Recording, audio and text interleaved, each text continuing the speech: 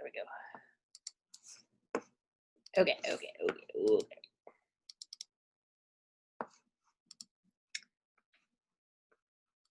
Okay, here is Lincoln Draper. Okay. Go there. Oops. So how was it working with on the slideshow? Did it go okay? Yep. Great. Should have captioned them. Oh, is that one the first one? Oh, I see. It's down here. There, okay. Yeah. The vertical. Okay, let's see.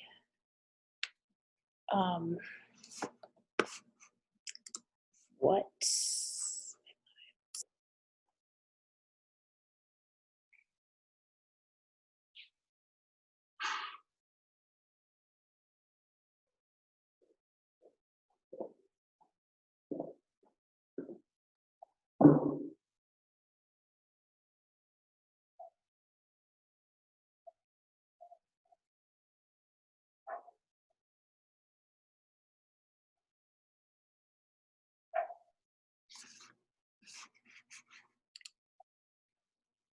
All right. Hi, everybody. Welcome.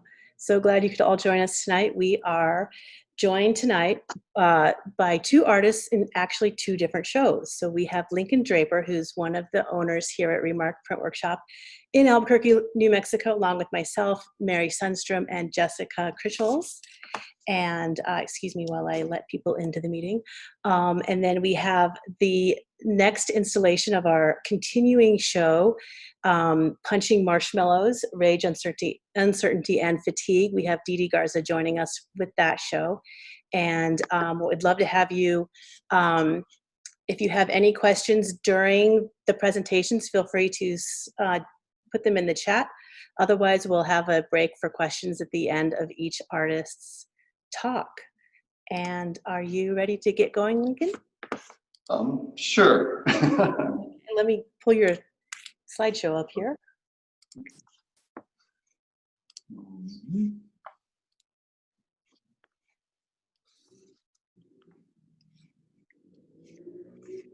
So is it up yet or?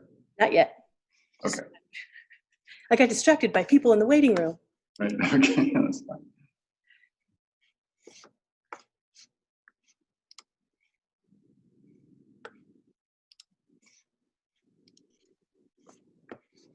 There we go. Okay.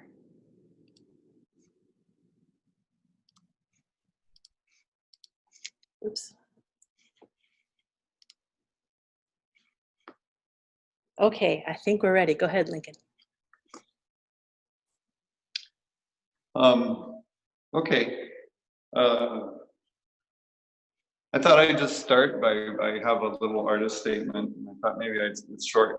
I thought I'd start by reading that. I think it says what I'm trying to do with these photographs as well as anything. And they're basically a group of photographs that have emerged over the past several years.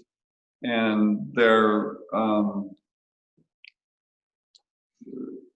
essentially meditations on our mutable relationships with place and with the limits of place. And the title on the borderline is kind of a reference to, I mean, literally to the horizon line, which I think most of the images contain in either explicitly or implicitly. And the horizon line it's something that it defines space. We know where we are in space partially because of the line of the horizon. But it also is something that is, it pulls us into or beyond where we are. But at the same time, it sets a boundary. So it's something that's both, there's a push and a pull with it, and so there's kind of a mysterious quality about being in relationship with a horizon, with a boundary, with a limit like that. And I think landscape photography, for me at least, is really about that sort of an exploration. And I think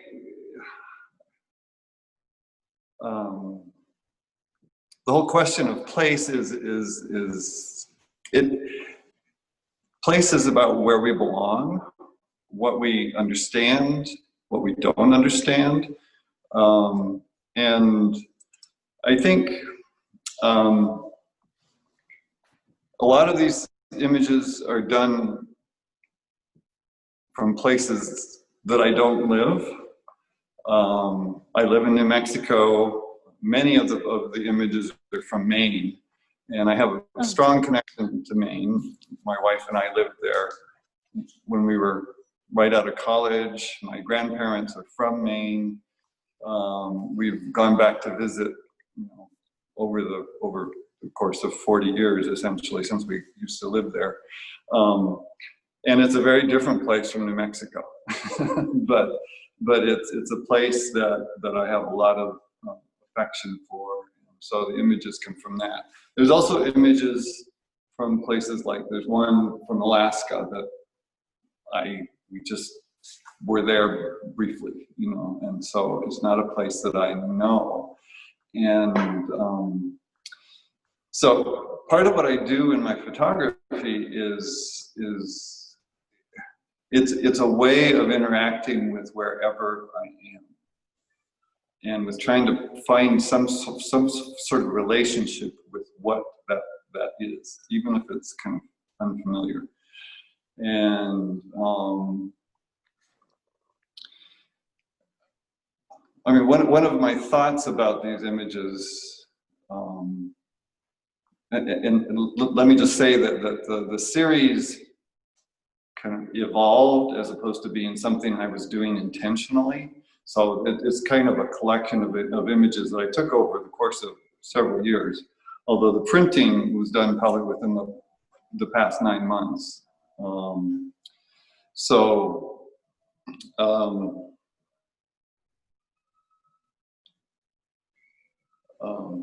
I lost my train of thought. So,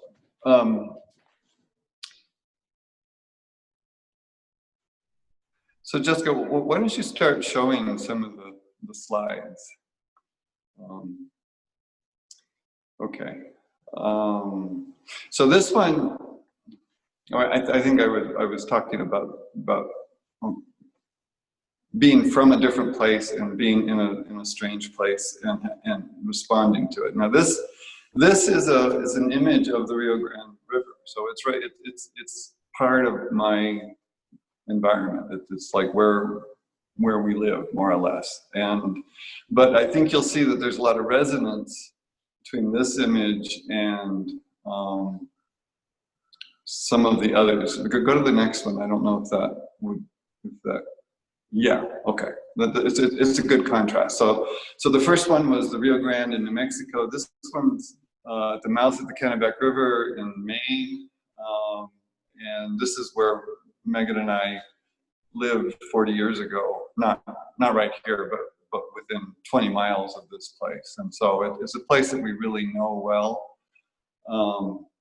And there's a quality of the water, of the light on the water, of kind of just the motion of it that is quite compelling, and that is part of what I like to photograph. And so it's kind of fun for me to have the river shot from arid desert New Mexico, and then this kind of beach ocean kind of confluence of elements shot. And so the same thing happens in different environments. Why don't you go to the next slide? Okay, again, this is still Maine, and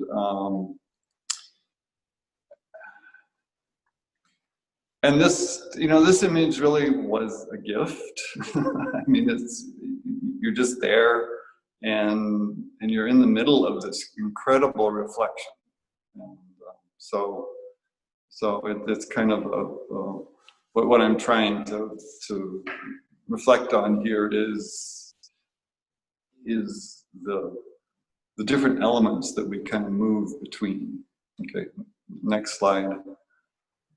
Okay, this is the Alaska shot. And again, the quality of the light on the water is just something that's mesmerizing, and you can do the same sort of shot, and the light's a little different, and it's really quite, you can just keep going with it forever. So next one. Yeah, this was taken in a canoe. It's taken with an iPhone, which I'm kind of enjoying. There's half a dozen, maybe not quite that many, but 3 or 4 images in the show that were done with an iPhone. And for the way I print, it works, and it lets you, I mean, I wouldn't really have wanted a camera with me in a kayak. I'm not that equipped with waterproof stuff, and so the phone is somewhat expendable, and it works. And it's just a little island that we were approaching, and we kayaked around.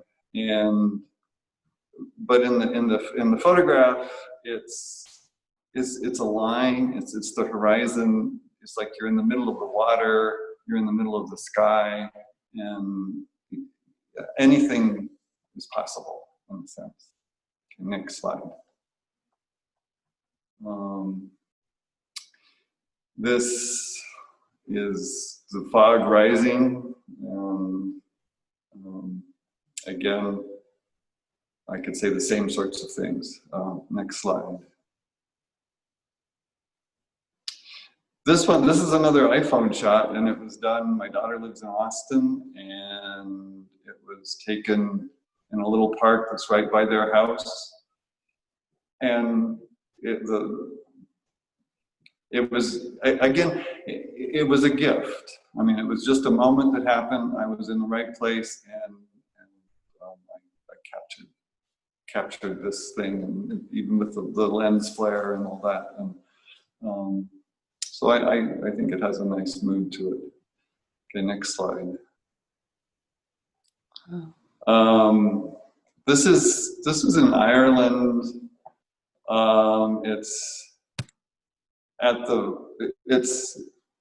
actually the westernmost point of Europe, and it's a remarkable place to be. And it was raining on us, and we finally decided we could put on our rain pants and get out in the rain. And then the rain just kind of lifted a little bit.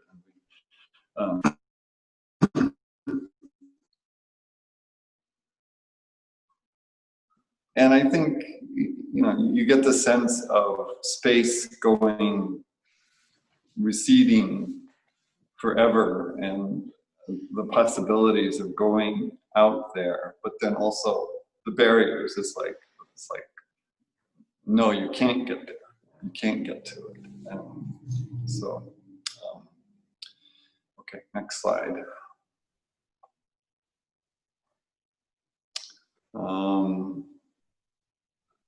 I'll just let this one speak for itself. This is in Oregon. It's on a beach, and I mean these boulders just sit there, and they interact with the water. And again, you have the water and the sky, and the horizon line, and another rock in the distance.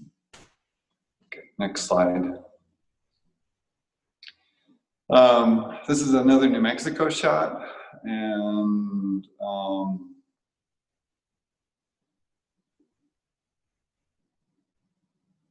I'll just let it speak for itself. I mean, I think this is maybe the least horizon-oriented photo of the show, but I think it's the idea of the horizon is still there, and you get the same idea of this uplift of this cloud that's kind of just doing something that's a little bit unknown.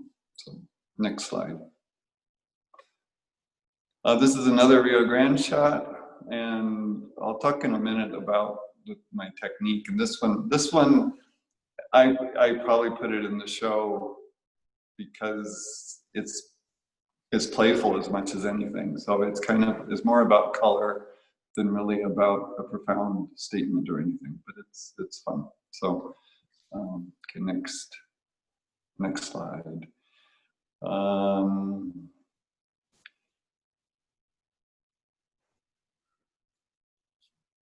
The Ojitos it's a little wilderness area that's north of Albuquerque a bit, and it's a kind of an amazing place. There's not really trails through it, at least not developed trails, but you can go there and wander, and it's pretty remarkable. I don't know, this one I think works pretty well for me. I think I would like to have more success doing kind of this sort of New Mexico shot, but that seems to be a little elusive for me, but this one I think works. And it does I like it because it's a landscape that I grew up in, that I understand probably better than all the water, but yeah. So next slide.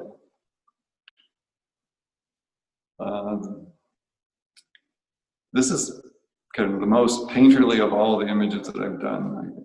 It happened as a print, and I'd probably like to be able to control this sort of thing a little bit more, but so I'm waiting. It may come back. Anyway, so next slide. Again, this is on the Kennebec River in Maine, which is a tidal river.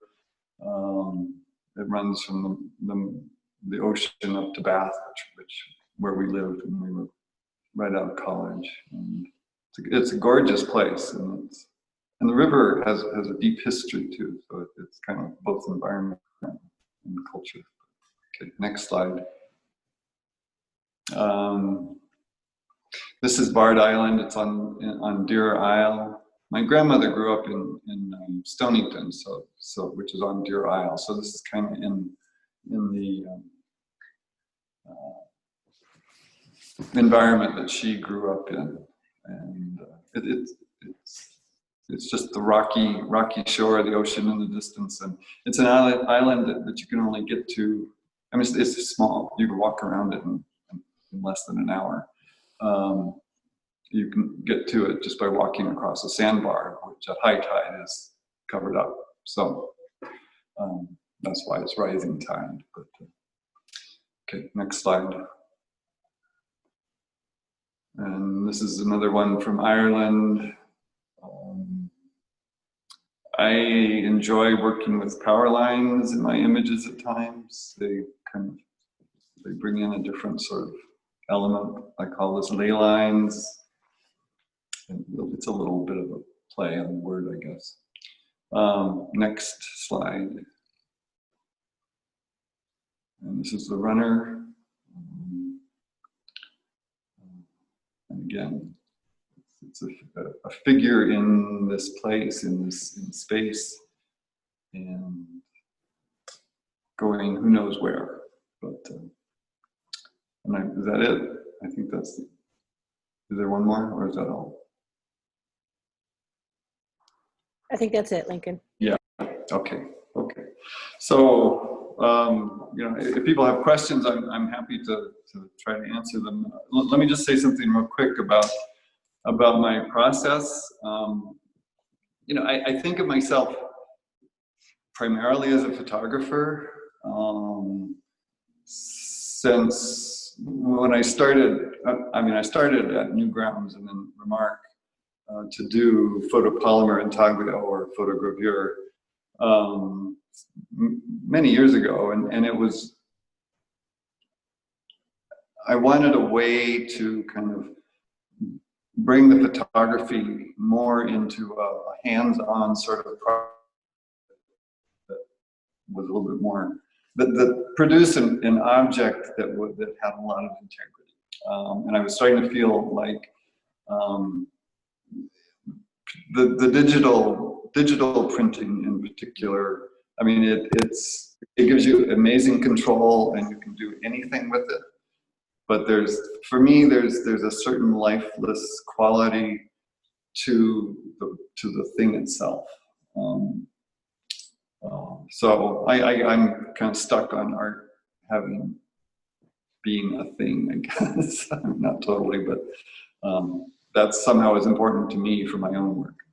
So that's what brought me into doing the intaglio, the photopolymer intaglio process, which is a way of going from a photograph to a plate, and then you make a print from the plate. And I've been doing black and white photography since I was in high school, and I'm quite identified with that. But I found myself on a certain level being a little,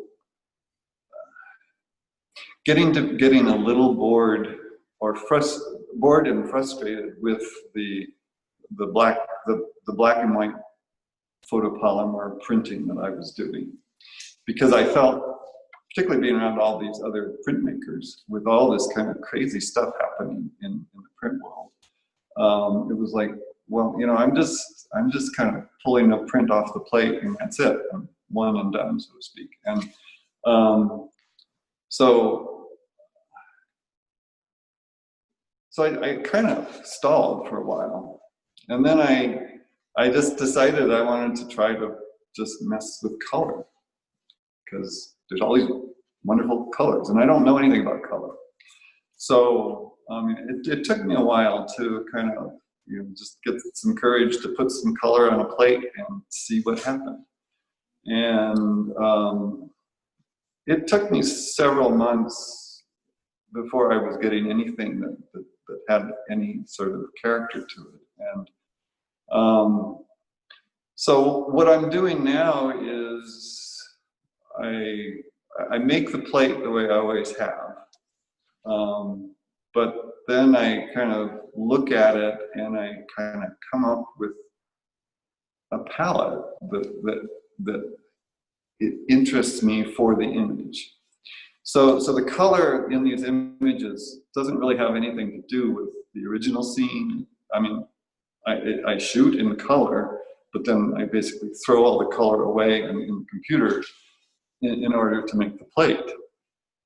So I'm back to this kind of dual tone process.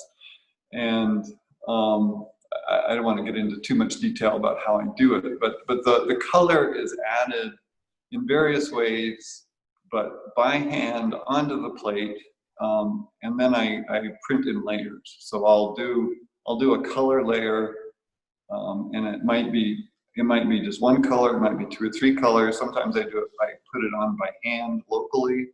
Sometimes I use a roller and do like a rainbow roll.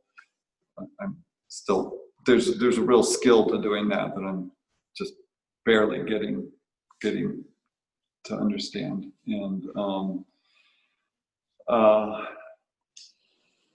And then I normally kind of reprint. I'll print it again, either with maybe I'll change the color locally a little bit, and then I'll do a key drop, which is the black and white, and that it's kind of it's interesting to see because the first couple of drops are very kind of pastel-y, and there's not a lot of definition necessarily, and then the key kind of will often really bring the values of the print way down, but it gives it a lot of character, and when it works, it pulls it together. So I mean, I think my process is very much in process, and I feel like every time I approach a plate, I kind of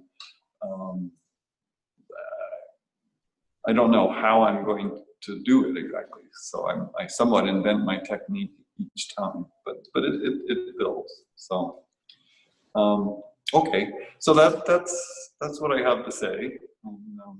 Thank you for listening. I hope I didn't wander off too far, but Thank you. Any questions on? Jessica had a comment. Sure, and then Gail has a question too. I just wanted to say that, well, if you could tell people this, I mean, they can sort of see behind you the size, but the size of them. And then before you answer that, if anyone's around in anywhere near Albuquerque, please come see these in the gallery, because they look great on the screen, but they look so much better in real life, as you all know, I'm sure. But they're just absolutely intricate. I can't speak today. It's been a long day. And super detailed. I'm not going to try again. And incredibly subtle, and all together hanging in the gallery. It's just a wonderful space. So I just would really encourage anyone who can to come in. You know, we're an art gallery and no one comes in, so it's the safest place you could be. Not no one, but it's really safe. So come on in if you're in Albuquerque. And also look at the show with more time on the website, just because they're so, meditative, I think someone wrote in the comments. So thank you, intricate. There we go. Yeah, well, thank you. Yes. Google meetings all morning. I have a question. So. Can you hear me? Yes. Oh, great. Thank you. Lincoln, I thought your images were exquisite. For me, they were like a meditation on the gifts that nature gives us, and that we need to stop and take the time to look at them. And I just thought that with the changes in our environment at this point in time, that they have a really strong meaning also. Because I studied photography, I too was very interested in your process. And I have to say that I liked your iPhone shots as much as I did. I guess you're using 35 millimeter with your other shots. Well, it's a digital SLR. A digital camera. Yeah. But so what are you seeing like the differences in the quality? Because when I was looking here on Zoom, I didn't see that any of your iPhone photographs suffered at all as far as art objects once you went through your printing process. I was just wondering, as a photographer, and it seems like you started very early, that that you would really know like the tradition very well. And I'm just wondering how you're feeling about that as you're shooting, because they were great too. I'm just curious. Yeah. I mean, the iPhone it's really pretty amazing what they've done with iPhone images over the last half dozen years, really. And when you look at the image on the computer and you're kind of working with it in terms of trying to adjust values, adjust colors, the iPhone, it's a JPEG, it's a compressed image, so it doesn't give you the range of possibilities that the larger format has. The digital, right? Right. Yeah. Okay. Yeah. Yeah. No. I'm just shooting. I'm shooting digitally. I don't work with film anymore. But and so it really can do an awful lot. But when you get there's some detail issues that you can't control. And I do a lot of manipulation of my images, which the quality of the image starts to degrade over as you do more and more of that. And so you lose more with the iPhone than you would with a camera image. But yeah, I mean, all this camera stuff can be very technical, and it's really kind of arbitrary. It winds up being what you really are trying to do and how you like to work. And I'm probably in tension with the iPhone because I prefer working with the camera because it gives you more control. I can set an f-stop, I can set a shutter speed, I can kind of vary the exposure as I want. But the iPhone's just there. So. But some of the iPhone photographs look so painterly. I mean, they were just, they were really, as an art object, I thought they probably even looked better in real life, but I thought they were outstanding too. I was really impressed. Yeah, no, it's just a different, it's like a different brush, really, essentially. Are you working in editions? Do you work in editions, or are you? Well, with these, are they one of a kind? Well, I've editioned them maybe 2 or 3 at the most, because it's really hard to control what happens. So every print is definitely different from every other one. And if I have a couple that are close enough to each other that I feel like, yeah, they're kind of additional, then I give it 2 or 3. But I'm loose with that. It's not. That's as far as I go with that. I have a quick question. Sure. Lincoln, they are just stunning images, and I was wondering, so many of them have such a surreal quality, and I don't know if that's intentional or not. They're just stunning. I mean, and it's just incredible to me how they are, particularly the ones, I think it was a Japanese one with the sort of layered little islands and rocks, and then also the one in Mexico with the tree, sort of a tree in the foreground. And I don't know, does that ever cross your mind as you're shooting or you're developing these? What, that it's a surreal quality, or?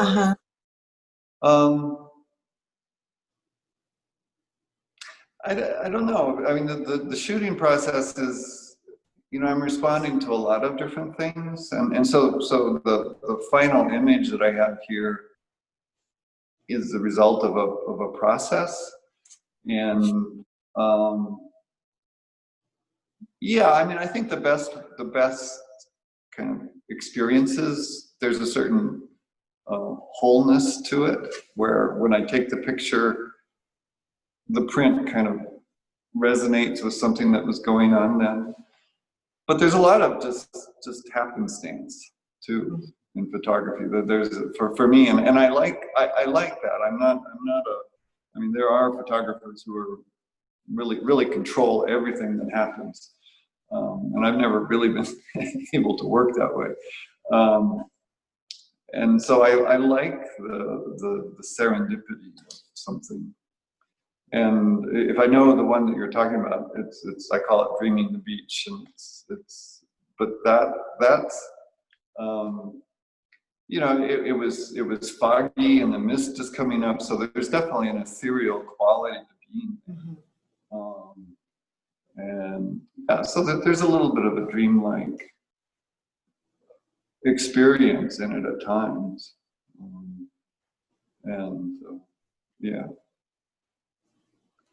Other times, things are happening fast, and I'm trying to catch light that changes, or the water's moving, and so there's a lot of iterations of a scene. I have a question.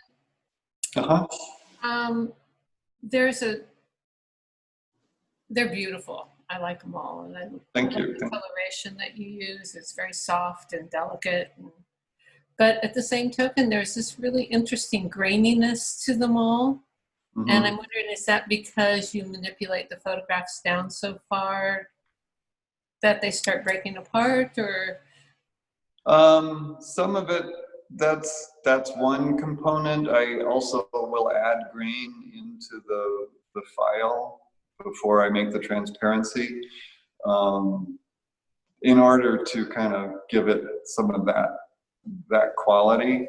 And it's something, it's a hard thing to control, because something that looks really kind of cool on the computer screen, when you print it, it's like things just disintegrate basically. So you have to be kind of careful that you don't lose too much resolution, too much detail.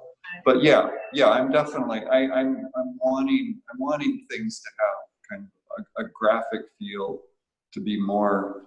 You do feel very print. Pardon me? Very much like a print from a Yes. press.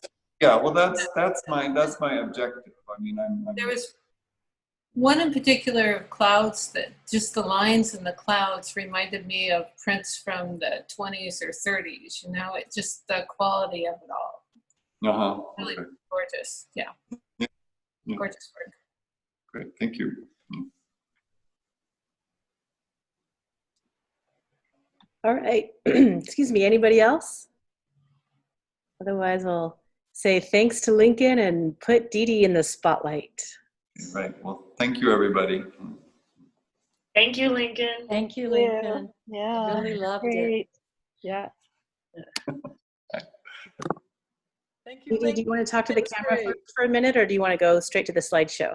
I want to say I think I'm really out of my league, because Lincoln, your images are just exquisite, and I feel like I'm in just such just worthy company. I mean, I'm a painter and a sculptor, not a printmaker and not a photographer. So this has just been a wonderful experience for me, and I want to thank Remark especially for letting me in on this we and our exhibition, or the exhibition that I have a piece in, is quite different. So I guess with that, we should get started. Jessica, what do you think? Sure. Okay. Don't be shy, Didi. Your work's really cool and different. Thank you. Okay, so I'm from Houston, and just to set the context of this one piece that's in the show, I just want to say that it's part of a series, and that's a little bit about what I'm going to speak to tonight, is this series and when it happened and why it happened. Okay, next slide. So the rationale for doing this series was that I was stuck at home during the lockdown. I wasn't near my studio, but my artistic focus for the last most of my art career has been on the intersection of bioscience and art. And I worked in a medical laboratory for many years. I was administrator of a large laboratory. So it's really part of my deep background. And so a lot of my art is expressed in that context, including the choice of cyanotype media because it came from scientific beginnings. During this lockdown, certainly one of the first things that was missing were the masks and the availability of masks. And so that's kind of what gave me the idea. People started making their own masks and stitching their own stuff, their masks. And so I found myself also trying to purchase gloves and masks and other supplies, and was unable to. There was also this incredible lack of scientific information. So it sort of related to this, for me, it related to this particular exhibition, in that there was just this notion of fear and what's going to happen, and that fatigue of not knowing what's going to happen. So all that was sort of contributed to me trying to find a way to express myself artistically with what I had at home. Next slide, please. So, so I have always worked with cyanotype. Usually I make it myself, but I happen to have some pre-treated fabric cotton sheets that I had purchased a long time ago from Jacquard Products, and I have the website there if you're interested. And these were cotton fabric sheets, 11 by 8.5 by 11. And I really thought, okay, this I can do a quick little project using these sheets, and but one of the reasons I chose it is because it's also sort of unpredictable. It's an unpredictable result sometimes, cyanotype. We don't use a camera. It's a cameraless printing process or a photographic process using the sun, and probably many of you used it when you were a child at some point. But I was really drawn to these ghost-like qualities. It reminds me of an X-ray, and you're seeing something that's not really there, or that's there. It's this positive and negative image. So the basic process, very simply, is that I put, especially with these pre-treated fabric sheets, I didn't have to make the media myself. So I put an object on the fabric, I expose it to sunlight for a specific period of time. I remove the object, and then I put it in water bath or hydrogen peroxide in water and air dry it. And I know from talking with the makers of the fabric product that the prints are archival. So I was kind of surprised to learn that, truthfully. Next slide, please. And this is a little bit going back to the process. So I did this out in our courtyard here in Houston, and I can only do a few at a time. And you can see that I just took, I'm putting these objects on these panels, and the panels actually look sort of greenish gray when they're exposed to the sun. I leave them exposed. I leave them exposed 3 to 5 minutes, and then I take so I kind of work quickly and with my iPhone timer, and especially with a strong Texas sun, I just like New Mexico actually, then I remove the pieces from the fabric quickly. And let's see the next slide, please. And on the left side, you can see the image. It's sort of, this is an unprocessed panel. And in my yard, I have the water baths, and hydrogen peroxide and water is in the first one, and then a subsequent just plain water baths. Next slide. So here I quickly immerse them into the hydrogen peroxide and water, and it just turns blue, this beautiful blue color almost instantaneously. So that process happens. And then on the right side, you can see that I'm just drying them outside on a piece of cardboard. They're still wet at that point. They dry very quickly. Next slide, please. And so what I decided to do is just take what I had, and both my husband and I have been in the medical or healthcare field for many, many, many years. And so I had gloves hanging around the house, and I started to play with these images and try to make the negative space look a little more interesting than what they really were. And next slide, please. I'll go through these rather quickly.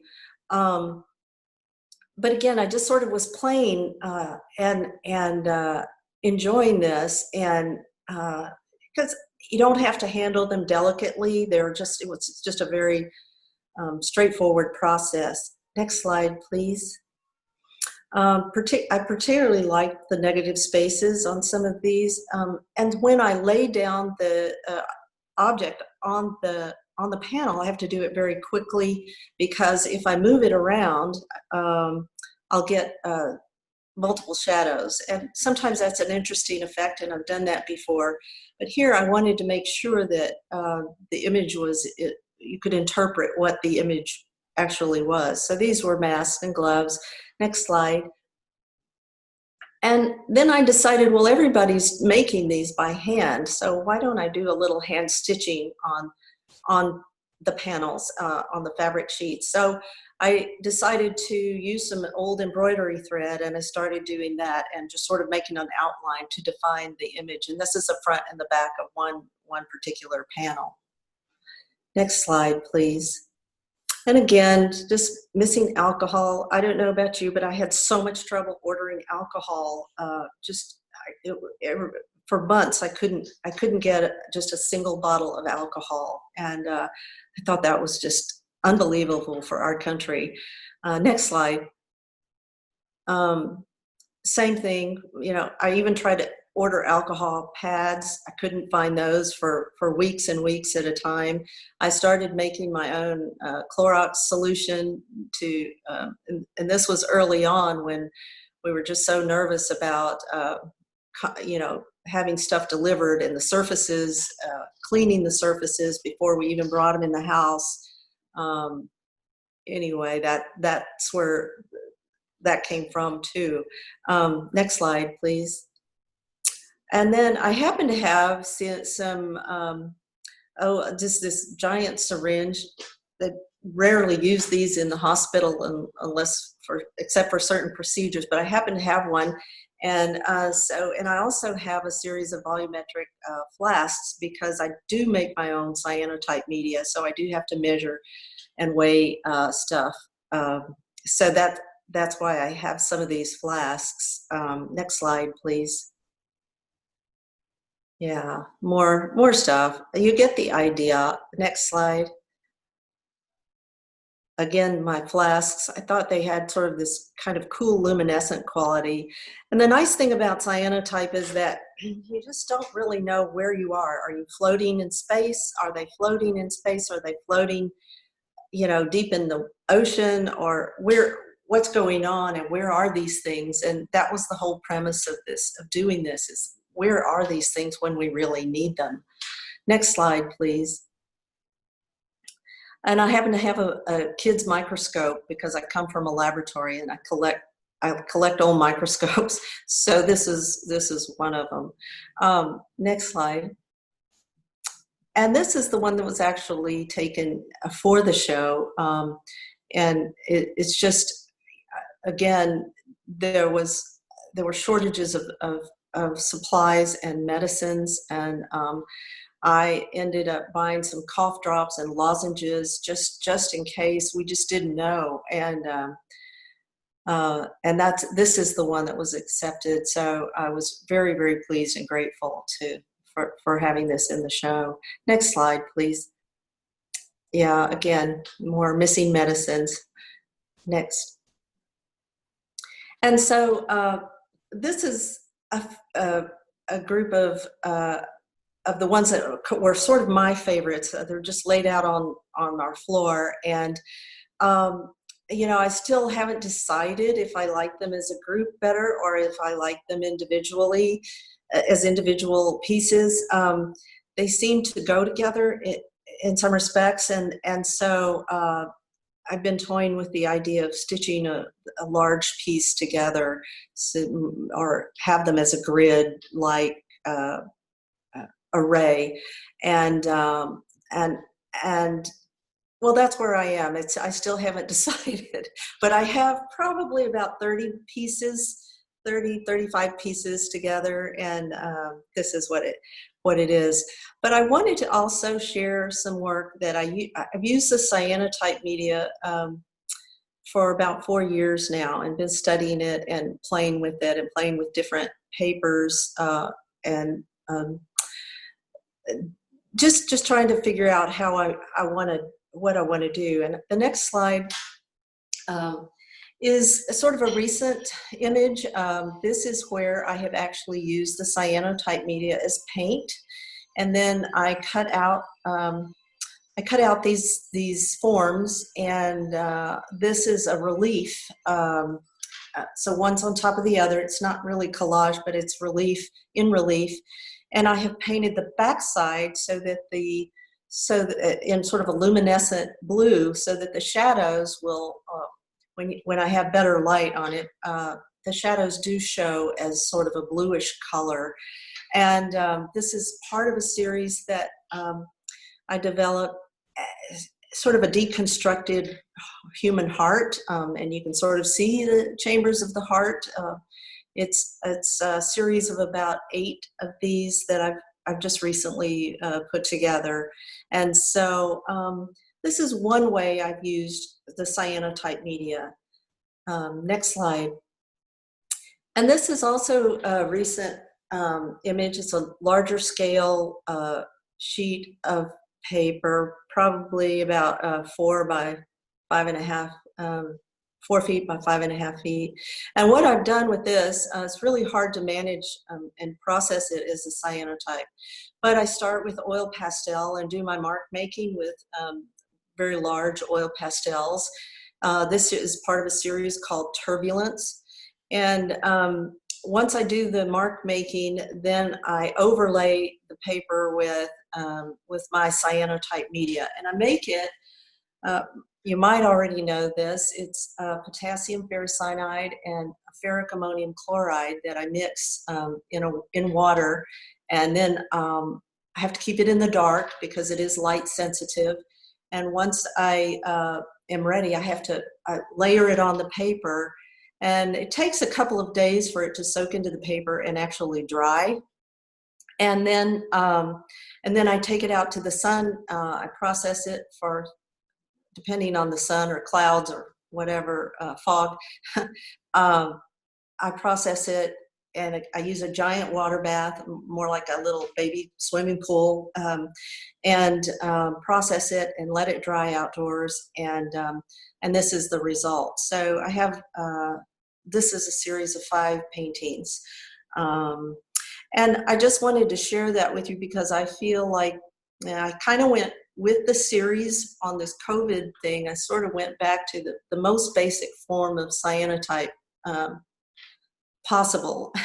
And but I do use the cyanotype media in a lot of other ways. So I just wanted to share that with you too. And I think this is the last slide, Jessica. Oh yeah, one more. I keep forgetting about this one. This is just another cyanotype print that I did, and I had just an object. This looks more oceanic in some respects. This doesn't have a title yet, and it's again this notion. I use the media because you don't really know where you are or where this image or this form is. Is it in your imagination? Is it deep in space, or is it deep in the ocean somewhere? So I really love that ghost-like quality of the media, and that sort of uncertainty of where you are in time or space, or your imagination, in fact.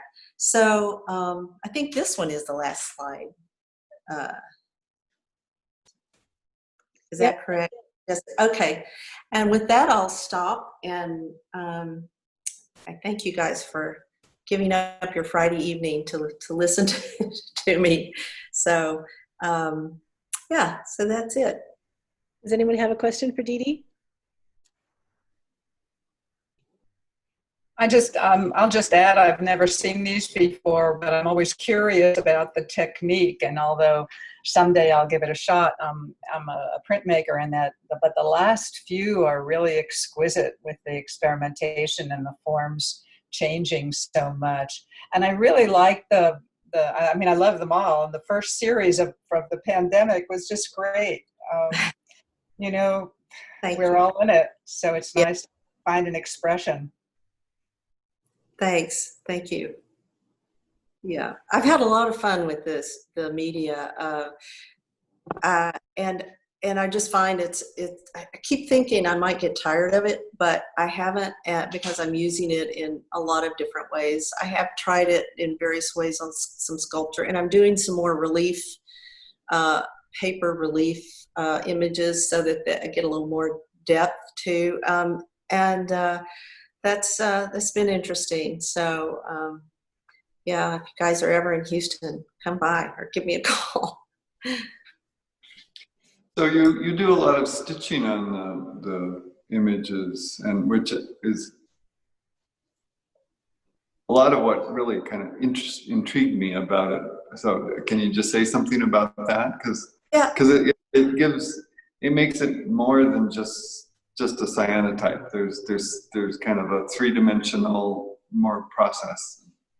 Well, the funny thing is I'm so hard on these things when I process them, and the edges, since these were cotton fabric, the edges started fraying, and I liked that look actually, and I thought, well, should I stitch that up, or should I close up the edges so they're not so uneven. And then I thought, no, I like this. It looks rougher. It looks more handmade. And then I thought, well, the next step is to maybe give it a little more do-it-yourself. Everybody's doing it themselves. We're all sort of taking care of ourselves. And I thought this is sort of a tribute to the do-it-yourself movement during this pandemic. So I started stitching, and the first few were just sort of light colors, and then I started branching out. I had all these old embroidery threads, and so I just did that. And at first I was going to leave some loose embroidery threads too, just leave them hanging, But then I thought, well, the purpose is really to focus on what's missing, these objects that we need, this stuff that we need that's not here. So that's kind of where I left it. But that was sort of the impetus of the thought process behind that. Thank you. Hey, Didi, can you talk a little bit more about the piece you had with the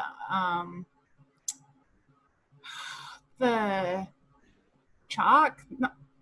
Not the chalk. Yeah, the pastel. Pastels. Did you apply pastels afterwards, or no? Yeah. No, I have a large sheet of paper, and it's actually print paper, and it's really heavy duty. It's an Arnhem or something. It's Dutch print paper, heavy. And I've tried a lot of different papers. I've tried a lot of different papers over the last few years, and I find that it's the one that I can really be rugged with in the water, because I do have to leave it in water a long time. So this paper I just love. Anyway, I applied the oil pastel. I have these thick Sennelier oil pastel sticks.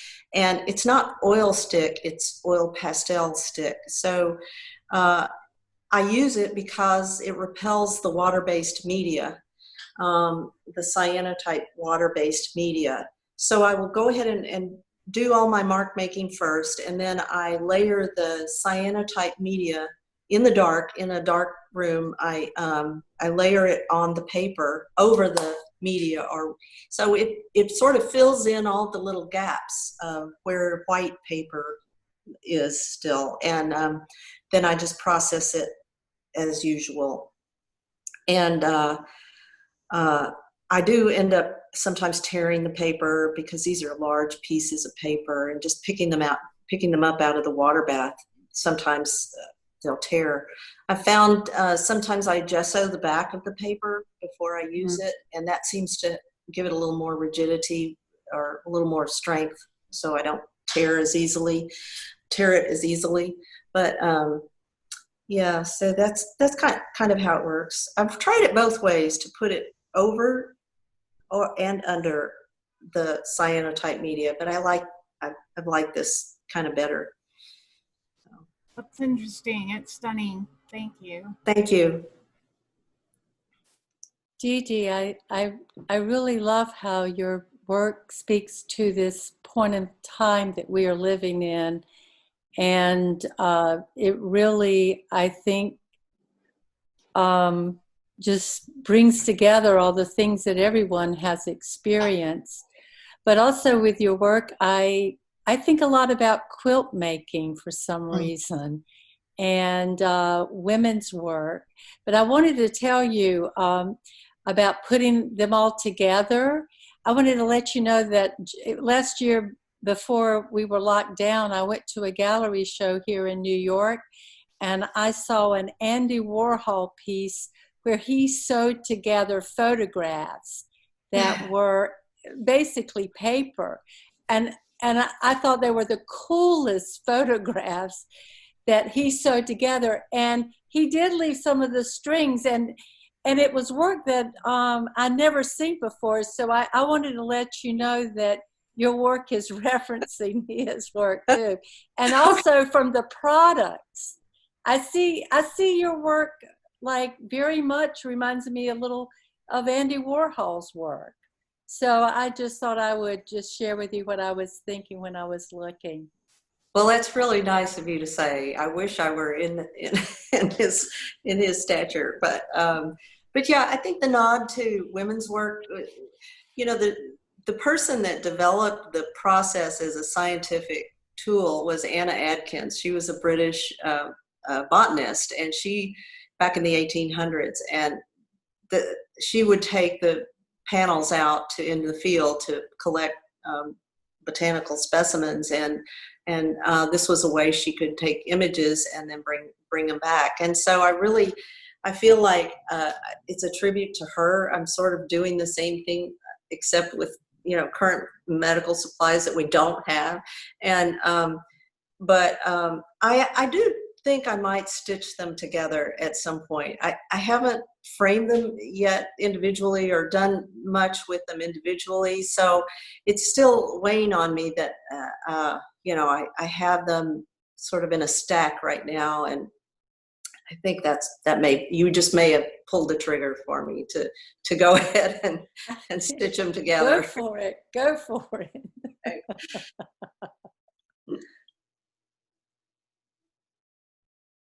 Enjoyed it. All right, anybody else? Just want to say I really like the contrast of use of the embroidery thread with the cotton, because embroidery thread has that beautiful sheen to it. I love embroidery thread, actually. I do. It's beautiful, isn't it? Yeah. And the way you make it and pulling the threads apart, it's just that was kind of an enjoyable part of the process, because I hadn't done any stitch work in a long time before this. So yeah, it's a nice contrast to the cotton, which I assume is more flat in surface. So thank you. Mm-hmm. Well, thanks, Lincoln and Jessica, for letting me in, and this is great. I also just wanted to second it. I've been doing smaller series lately with the idea of sort of filling a wall or something. And I think these are really powerful all together. Like I could see an installation, you know, and people just sort of like with all these, they're almost like little meditations of your own on this experience of the pandemic. And so having them all on like a huge wall or something, and people would be able to identify with different parts of it, and the color is so beautiful, it would just be really stunning. Yeah. Thank you. Yeah. Well, thank you so much, Lincoln and Didi, and we hope that you will all join us again next week as our Punching Marshmallows series continues with Claudia Hollister and Karen Heimer. And you can save the link and just join us right back here again on August 14th. Thanks, everyone. Thanks, Thank you. Joe. Thank you. Bye-bye. Bye.